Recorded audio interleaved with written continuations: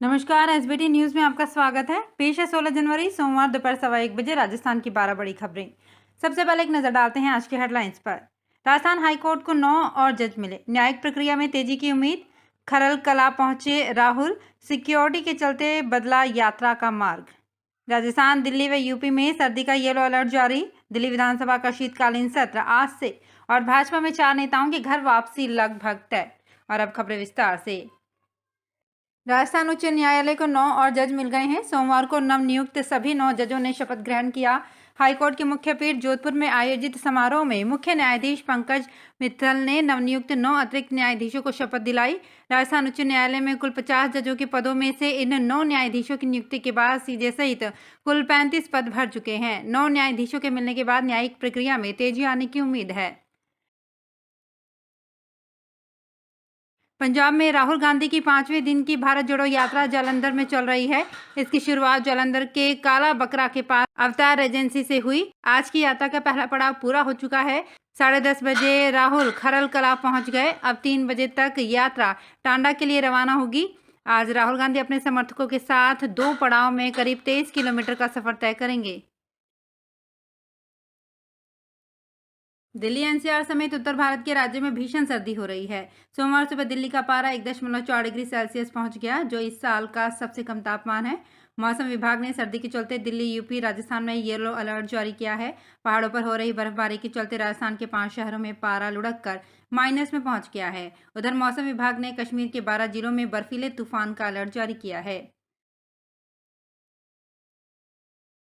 दिल्ली विधानसभा का शीतकालीन सत्र सोमवार सुबह 11 बजे से शुरू हुआ, जो 18 जनवरी तक चलेगा।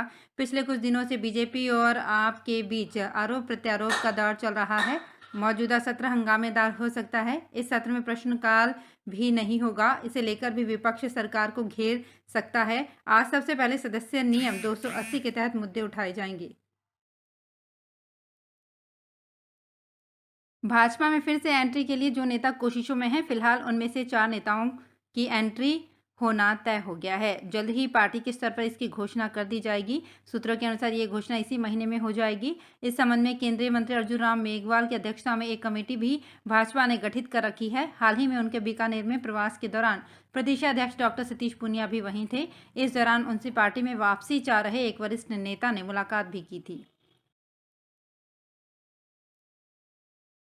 आईपीएल के पूर्व अध्यक्ष ललित मोदी ने रविवार को घोषणा की है कि उनके बेटे रुचिर मोदी के मोदी फैमिली ट्रस्ट की ललित कुमार मोदी शाखा के प्रमुख के रूप में उनकी जगह लेंगे। उन्होंने के मोदी फैमिली ट्रस्ट के लाभार्थी के रूप में अपने इस्तीफे की भी घोषणा की है। गौरतलब है कि ट्रस्ट को लेकर ललित मोदी की मां बीना मोदी और उनकी बहन के बीच कानूनी लड़ाई चल रही है। इस फैसले पर उनकी मां बीना मोदी ने कोई प्रतिक्रिया देने से इनकार कर दिया है।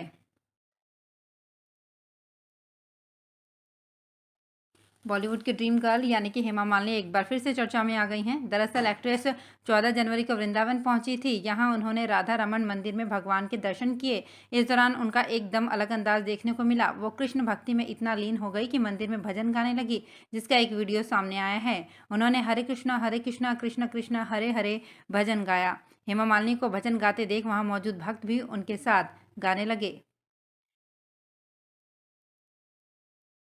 जयपुर के 4 जिला उपभोक्ता आयोगों सहित प्रदेश के 16 जिला उपभोक्ता आयोगों में लंबे समय से अध्यक्ष व सदस्यों की नियुक्तियां नहीं होने के चलते जिला आयोगों में पेंडेंसी केसों की संख्या 52,000 से ज़्यादा हो गई है। राज्य सरकार ने अक्टूबर 2022 में ही खाली पदों पर नियुक्ति के लिए इंटरव्यू कर लिए थे, लेकिन 3 महीने बाद भी खाली पदों पर नियुक्तियां नहीं हो पाई है। जयपुर के 4 उपभोक्ता आयोगों में भी 12,000 से ज़्यादा केस पेंडिंग हैं और इनमें 4-5 महीने की तारीखें दी जा रही है। जयपुर के 4 आयोगों सहित अलवर, बांसवाड़ा, बारां, हनुमानगढ़, नागौर, प्रतापगढ़, सवाईमाधोपुर, सिरोही व कोटा में भी अध्यक्ष के पद खाली हैं। आयोगों में अध्यक्ष के साथ ही सदस्यों के पद भी खाली हैं। प्रधानमंत्री नरेंद्र मोदी की पत्नी जशोदाबेन रविवार देर शाम सवाई माधोपुर शहर में पटेरा कुंड के मामा की बेटी सविताबेन के घर पहुंची। उनके घर पहुंचने पर उन्होंने अपने मामा की बेटी व उनके परिजनों से कुशलक्षेम पूछी। इस दौरान भाजपा के लोगों ने उन्हें दुपट्टा पहनाकर स्वागत किया। प्रधानमंत्री की पत्नी के सवाई माधोपुर पहुंचने पर सुरक्षा के व्यापक बंदोबस्त रहे। भारी पुलिस सुरक्षा में अपनी बहन से मुलाकात के बाद वे उनियारा के लिए रवाना हो गई। विश्वस्त सूत्रों के अनुसार शहर ठठेरा कुंड के सविताबेन प्रधानमंत्री की पत्नी के मामा की बेटी है। मुख्यमंत्री अशोक गहलोत ने 8 दिसंबर को पुलिस मुख्यालय से कहा था कि रात 8 बजे बाद शराब नहीं बिकनी चाहिए। इस आदेश के बाद डीजीपी राजस्थान उमेश मिश्रा ने रविवार रात को 8 बजे विजिलेंस टीम से 11 जिलों में जांच करवाई, जहां देखने को मिला कि रात को 8 बजे के बाद भी शराब बेची जा रही थी। वहीं पुलिस इन दुकानों पर कोई एक्शन नहीं ले रही थी। इस ऑपरेशन में टीम ने चित्तौड़गढ़ जिले में कोई अनियमितता नहीं पाई। शेष स्थानों पर अनियमितता पाए जाने पर 17 थानाधिकारी के विरुद्ध विभागीय कार्यवाही शुरू की गई है।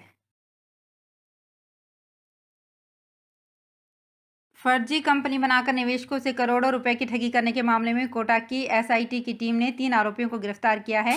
इनमें 2 बूंदी जिले से व एक कोटा का निवासी है। एक सोहन लाल योगी बूंदी जिला परिषद में सहायक प्रशासनिक अधिकारी के पद पर कार्यरत है, जबकि बोरखेड़ा के योगेश गहलोत बिजली विभाग में कार्यरत है। फिलहाल बूंदी में पदस्थापित है और निलंबित चल रहा है। टीम ने सोहन लाल योगी, योगेश गहलोत और दयाराम मालव को गिरफ्तार कर लिया है। केंद्रीय मंत्री अश्विनी चौबे एक सड़क हादसे में बाल बाल बच गए। बताया जा रहा है कि बक्सर से पटना लौटने के दौरान उनके कारकेड में चल रही कुरान सराय थाने की गाड़ी नहर में गिर गई। इसके पीछे केंद्रीय मंत्री अश्विनी चौबे की गाड़ी थी। ड्राइवर की सूझबूझ से बड़ा हादसा टल गया। हादसा रविवार रात 9 बजे डुमरांव के मठीला नारायणपुर की सड़क के पुल के पास हुआ। घायल पुलिसकर्मियों को इलाज के लिए डुमरांव सदर अस्पताल में भेजा गया है। इस घटना में 4 पुलिसकर्मी और एक ड्राइवर घायल हुए हैं। तो फिलहाल इस बुलेटिन में इतना ही। फिर हाजिर होंगे कुछ और बड़ी खबरों के साथ।